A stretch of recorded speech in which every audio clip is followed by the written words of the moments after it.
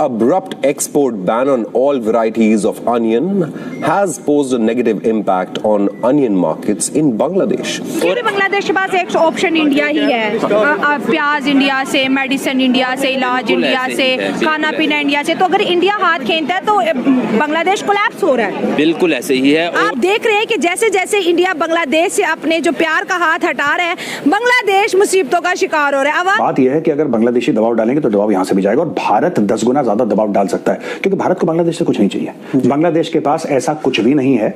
आपको पता है, मैंने ये भी अखबारों में पढ़ा है कि रेमंड्स ने अपनी फैक्ट्रियां बोली कि हम बंद कर रहे हैं बांग्लादेश में।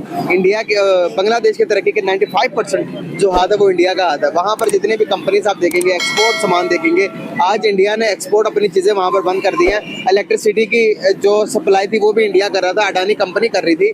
अब तकरीबन 800 मिलियन डॉलर्स 800 मिलियन डॉलर्स की बिजली के बिल के पैसे अभी बांग्लादेश ने इंडिया को देने हैं। जी। तो अगर इंडिया वो इलेक्ट्रिसिटी भी बंद कर देता तो बांग्लादेश पूरा ठप पड़ जाएगा। तो अडानी का बांग्लादेश से बिजली के 80 करोड़ डॉलर पेंडिंग ड्यूज अदा करने की डिमांड। गौतम अडानी ने मुतालबा कर दिया है बांग्लादेश से कि 80 करोड़ डॉलर जो आप हमारी बिजली इस्तेमाल करते हैं उसके वाजिबात अभी रहते हैं, यानी कि बिजली का बिल तो जमा नहीं कराया। बांग्लादेश की मुश्किलात में इजाफा होता चला जा रहा है। एक और मुसीबतों का बड़ा पहाड़ बांग्लादेश पर टूट चुका है।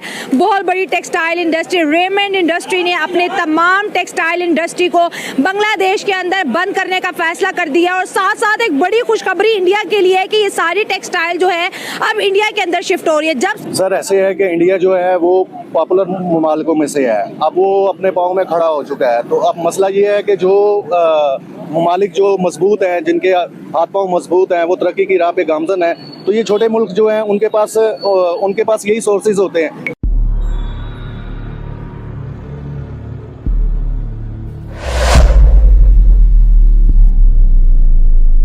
बांग्लादेश के पास एक ऑप्शन इंडिया ही है, प्याज इंडिया से, मेडिसिन इंडिया से, इलाज इंडिया से, खाना पीना इंडिया से। तो अगर इंडिया हाथ खींचता है तो बांग्लादेश कोलैप्स हो रहा है। बिल्कुल ऐसे ही है। और अच्छा रीजनल प्लेयर्स यहाँ पे ये कर सकें कि अगर ये खुद को वहाँ पे अपने इंटरेस्ट शो करवाएं, और क्योंकि वो जो गवर्नमेंट है वो प्रो इंडियन अब नहीं रही। हाँ। अगर प्रो इंडियन होती तो मुजीबुर रहमान के जो मुजस्मे को ऐसे तोड़ती वो, ठीक है कि नहीं। तो वो यहाँ पे रीजनल प्लेयर्स अपना उनके साथ विन विन सिचुएशन करके बहुत अच्छा तरीके से इकोनॉमिकली भी, डिप्लोमेटिकली भी, कल्चरली भी बहुत ज़्यादा जो है ना ये इससे बेनिफिट अपना उठा सकते हैं। खुदा न खास्ता कि आज मेरी शायद बात किसी को बुरी भी लग रही हो, उसके लिए माजरत ख्वाऊं, लेकिन आप इस बात पे गौर करें कि बांग्लादेश ऊपर गया, बांग्लादेश को इंडिया ने सपोर्ट किया एक बंदी की वजह से। आज वो बंदी इंडिया चली गई, वो सारा कुछ उठा के उन्होंने वहाँ से उनके घर से उठा के अपने घर में वापस ले लिया। तो इसी चीज़ को मद्देनज़र रखते हुए अगर हम लोग ये चीज़ सोचें कि जो चीज़ हमारे पास है हम लोग उस पर तरीके से काम कर लें तो लोग चल के हमारे पास ना आएंगे। सही बात है। तो इसी चीज़ को हम लोग जेलस होना हम लोगों को बड़ा आता दुनिया में, हम लोग जेलस बहुत ज़्यादा हो सकते हैं। हाँ। कि जी फलां ऐसे कर रहा है, फलां ऐसे कर रहा है, फलां ऐसे कर रहा है। अब वो उसी तरीके से आज हम 15 साल पुराना प्लेयर उठा के हम लोग कह रहे हैं जी बाबर आजम उसके जैसा हो गया, वो भी इंडियन है। ऐसे तो नहीं होता ना।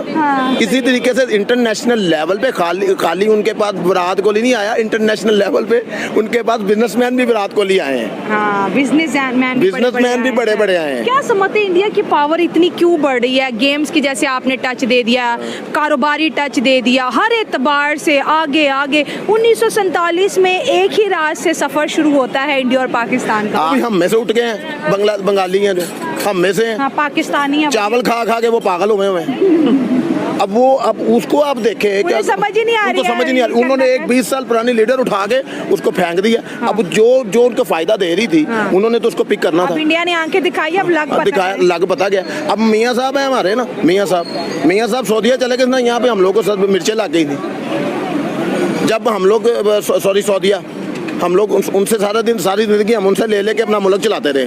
आज मियाँ साहब उठ के उधर पनाह के लिए चले गए, हम लोगों को मिर्च लग गई थी। ये बांग्लादेश की तरफ से 1-2 धमकियां लगाई गई थी भारत को, जैसे कि मैंने अभी कहा उसकी तरफ अभी हम आते हैं। इससे पहले और भी बहुत कुछ, ये जी शेख हसीना को दे दें और आराम से बैठें, वो खामोश रहें, और इस तरह की काफ़ी बातें उस तरफ से चलती नहीं। तो ऑब्वियसली क्राइसिस है और बांग्लादेश जो है वो इस वक्त समझता है कि अब तो ठीक है, अब तो हम जो है वो जो हमारा चाहेगा हम करेंगे, नई हुकूमत। लेकिन जब वो कहते हैं ना कि चादर देखकर पाँव फैलाने चाहिए, एग्जैक्टली जब आपकी चादर छोटी हो और आप सोने के लिए लेटे तो कभी आपका सर खुल जाए और कभी आपके पाँव खुल जाए और आपने 80 करोड़ डॉलर बिजली के देने हो, क्योंकि आप जो इलेक्ट्रिसिटी यूज़ कर रहे हैं तो जो कुमकुमें चमा रहे हैं आपके मुल्क में वो इसलिए हैं कि क्योंकि अडानी की कंपनी आपको बिजली देती है, आपका हमसाया मुल्क भारत इंडिया, उनकी गवर्नमेंट आप तक बिजली पहुंचाती है और उसके आप पैसे देते हैं जो कि आपने 80 करोड़ डॉलर जमा कर लिए। इतनी बड़ी रकम, मतलब उन्होंने लेटर लिखा है मोहम्मद यूनुस साहब को और बांग्लादेश पावर डेवलपमेंट बोर्ड की तरफ से जो पेंडिंग ड्यूज हैं 80 करोड़ डॉलर वो अदा करने में अपना किरदार अदा करें। मोहम्मद यूनुस से उन्होंने कहा कि प्लीज अब आपकी गवर्नमेंट आई है तो बाकी सब चीजें जो हैं आप देख रहे हैं, आप बहुत बड़े बड़े स्टेप्स ले रहे हैं, बड़ी अच्छी बात है अपनी हुकूमत के लिए, लेकिन ये एक बड़ा मसला है तो आप काइंडली इस मसले को भी हल करें।